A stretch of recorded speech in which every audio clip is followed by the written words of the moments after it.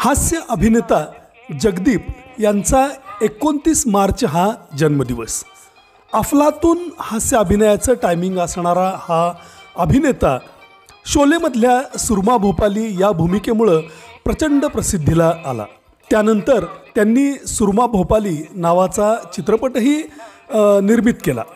फक्त शोलेच नाही तर 200-300च्या आसपास अशा चित्रपटांमधून जगदीप यांनी आपल्या हास्य अभिनयाची सुंदर अशी छाप सोडली आणि रसिकांना अफलातून हसवलं।